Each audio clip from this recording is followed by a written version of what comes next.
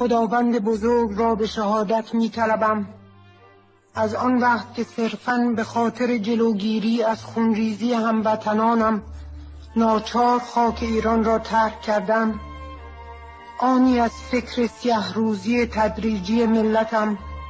و مخصوصاً اندوه رقتبار شهادت وطن پرستان با نام و گمنامی که سینه‌های فراخ خود را در مقابل جوفه‌های آتش جلادان قرار داده‌اند فارغ نبوده و با تار و پود وجودم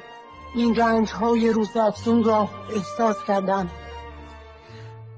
و در این رهگذر از تقدیر خود رضایت دارم که در این دوران آوارگی ضربات تازیانه سرنوشت این رنج ملی را بر روح و جسم رنجور من نیز کوفته است.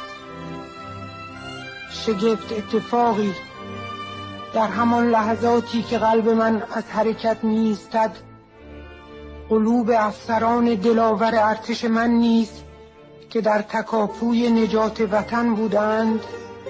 پیاپی آماج گلوله‌های دشمنان ایران قرار می‌گیرند.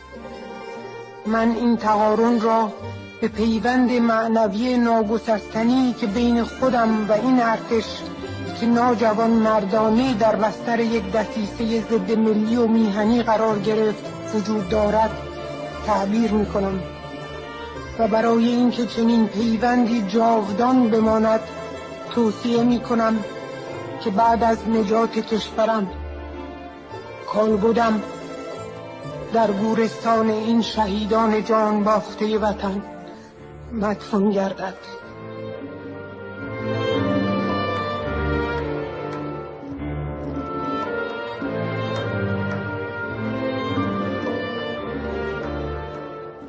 امشب در سر شوری دارم، امشب در دل نوری دارم، باز امشب در اوج آسمانم باشد رازی با ستارگانم. امشب یک سر شوق و شورم از این عالم گویی دورم. امشب یک سر شوق و شورم از این